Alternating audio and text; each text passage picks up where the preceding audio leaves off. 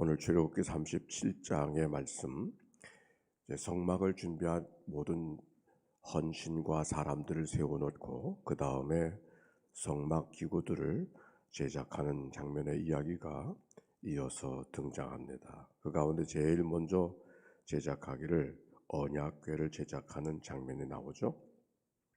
언약궤, 길이가 2규빗 반이요, 폭이 1규빗 반이요, 높이가 1규빗 반이다. 그렇게 이야기를 했습니다. 아마 이 강대상 요 정도 높이만 좀 조금 낮은 상태, 이게 바로 언약궤 사이즈 같은 그 정도의 모습으로 보여집니다. 조각목으로 만들고 순금으로 쌌다 그랬습니다. 조각목으로 만들고 순금으로 싼 것은 들고 가야 되니까 가벼워야지, 그렇지 않으면 들고 갈 수가 없지 않겠습니까? 그러니까 조각목 나무로 만들고 순금으로 쌌습니다. 그리고 사방에 고리를 만들어 채를 갖고 이동할 수 있도록 그렇게 되어졌고, 그 위에 덮는 덮개가 있는데 그 덮개를 특별한 말로 칭하죠. 뭐라고 합니까? 속죄소, 또 속죄소 또는 시은소, 은혜를 베풀어 주는 자리, 바로 그곳의 덮개를 속죄소, 속죄판이라고 그렇게 말합니다. 그리고 속죄판 위에 그룹 두 개의 그룹이 있어서 서로 마주보게 하며 그 날개가 이 모든 법궤를 덮고 있는 형상을 취하고 있음을 성경이 말하고 있습니다. 여러 가지들 가운데 가장 먼저 속죄소를, 가장 먼저 언약궤를 제작하고 있다고 하는 이 이야기, 얼마나 그것이 귀하냐면, 성막을 만들고 성소가 있고 성소 가운데도 지성소가 있고 지성소 한 자리에 바로 그 언약궤를 두고서 누구도 범접하지 못하게 만들어 놓는다고 하는 것은 얼마나 언약궤가 특별한가 하는 것을 엿보게 하는 것이죠. 그런데 그 거룩한 것을 하나님께서, 하나님이 자신이 하지 아니하시고 사람들에게 맡겨서 그것을 짓게 하시는 이야기가 오늘 성경을 통하여 발견하게 되어집니다. 하나님은 아무리 거룩한 것이라 할지라도 사람을 통해서 그것을 만들어 가신다. 그러므로 우리가 이 땅에서 하나님의 일들을 하는 모든 일들 얼마나 귀한 일들인가 하는 것을 생각하게 되지 않습니까? 자, 그런데 그 언약궤 안에 무엇이 들어있어요? 언약궤는 재료는 조각목으로 만들고 금으로 쌌다고 했는데 그 언약궤 안에는 무엇이 있습니까?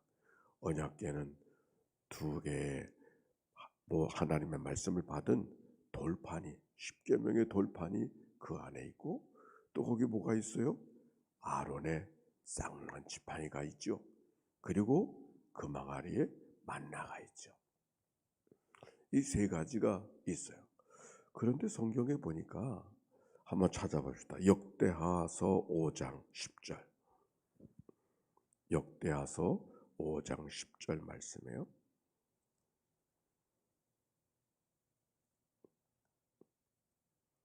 열왕기 상서, 하서, 역대 상서, 하서 5장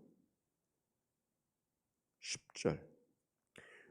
역대하 5장에는 솔로몬 성전을 지어서 하나님 앞에 봉헌하기 전에 언약궤를 옮겨다가 그곳에 이동하는 장면의 이야기가 역대하서 5장에 기록이 되어져 있어요.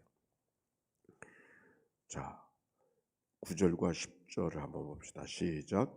그 채가 길어서 궤에서 나오므로 그 끝이 본전 앞에서 보이나 밖에서는 보이지 아니하며 그 궤가 오늘까지 그곳에 있으며 궤 안에는 2 돌판 외에 아무것도 없으니 이것은 이스라엘 자손이 애굽에서 나온 후 여호와께서 그들의 언약을 세우실 때에 모세가 호렙에서 그 안에 넣은 것이니라. 언약궤를 옮겨오는데 언약궤 안에 뭐만 있다 그랬어요? 2 돌판만 있다 그랬잖아요.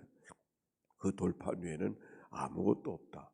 아마도 그러므로 성막에서 언약궤를 옮겨가게 될 때에는 그 세 가지가 다 있었었는데, 그 세 가지가 다 있던 가운데 성전으로 옮겨졌을 때는 이제 성막이 아니고 성전으로 지어졌었을 때 언약궤는 한 가지만 있었다 하는 것을 알게 되는 것이죠.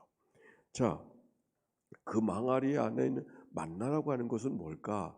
그걸 하나님이 늘 도우신다고 하는 것을 상징하는, 만나는 하나님이 늘 백성들을 도우신다고 하는 상징이 바로 만나인 것이죠. 아론의 쌍난 지팡이라고 하는 것은 하나님께서 특별히 아론의 지팡이에 특별한 제사장의 직임을 감당하는 아론의 그 지팡이에 싹이 나게 하심으로, 아론이 제사장직을 하는 것은 그가 원해서가 아니라 하나님의 특별한 인도하심이 그 가운데, 하나님의 권위가 그 가운데 있음을 보여주는 상징이 아론의 쌍난 지팡이인 것이죠. 그리고 십계명 두 돌판, 그건 하나님의 말씀인 것이죠. 바로 이 법궤를 귀중하게 여기는 것은 법궤가 아름답게 만들어졌기 때문이 아니라 그들이 늘 간직하고 다녀야 될 것이 무엇인가? 하나님이 늘 우리의 삶 속에 함께 하시고 도우신다는 사실을 기억하는 것이고, 우리가 살아가는 모든 생활 속에 하나님의 능력이 함께 하신다고 하는 사실을 그 지팡이를 통해서 아론이 경험했던 것처럼 우리들도 늘 경험하게 하시는 상징이 바로 법궤요. 뿐만 아니라 하나님의 말씀하심을 귀중하게 여기고 무겁게 여기고 늘 붙들고 사는 삶을 살아야 됨을 가르치기 위해서 법궤를 여러 가지 성구들 가운데도 가장 소중한 걸로 기억하고 들고 다니도록, 모시고 다니도록, 함께하도록 이끌어 가시는 역사를 오늘 성경을 통하여 발견하게 되어집니다. 그런데 그 세 가지 가운데 마지막 남겨진 것이 뭔가? 만나도 사라지고 지팡이도 없어졌지만은 마지막까지 남아있는 게 뭔가? 하나님의 말씀인 것이죠. 베드로전서 1장 24절에 보니까 그러므로 모든 육체는 풀과 같고 그 영광은 풀의 꽃과 같으니 풀은 마르고 꽃은 떨어지되, 따라서 합시다. 오직 주의 말씀은 세세토록 있도다. 네, 모든 육체는 풀과 같고 모든 영광은 풀의 꽃과 같으나 그러나 풀은 마르고 꽃은 떨어지되 주의 말씀은 세세토록 있도다. 우리가 법궤는 없지만은 우리가 이 땅에 법궤를 지닌 백성들이, 법궤를 소중하게 여기며 살았던 백성들이 법궤를 소중하게 여겼다면 우리들은 무엇을 소중하며 살아가야 될까? 하나님의 말씀이죠. 하나님의 말씀.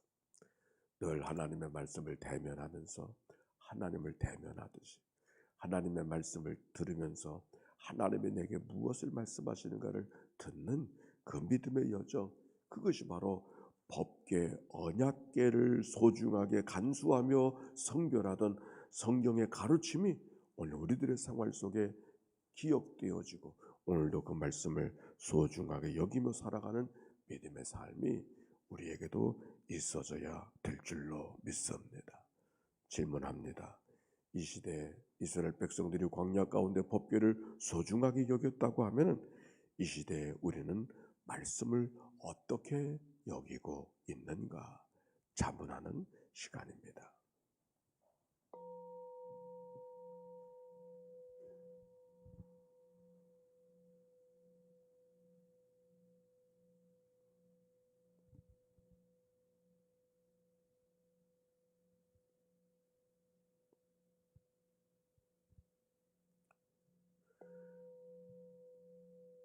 자비로우신 하나님, 오늘 저희들을 이 아침에 깨워주셔서 주와 더불어 한 날의 삶을 살아가도록 인도하신 하나님께 감사와 찬송과 영광을 올려드립니다. 광야 가운데 지나가던 이스라엘 백성들, 만나를 통해서 하나님의 도우심을 경험하게 하시고 아론의 쌍난 지팡이를 통해서 하나님의 능력, 하나님의 특별한 부름이 그들 가운데 있음을 깨닫게 하시고 언약의 법궤를 통하여서 하나님의 말씀이 함께하고 있음을 무겁게 여기며 살아가던 이스라엘 백성들, 오늘로 이 땅에 살아가는 저희들 하나님의 말씀을 법궤처럼 기억하고 우리 마음속에 신비에 새기고 걸어가는 믿음의 여정이 되도록 인도해 주옵소서.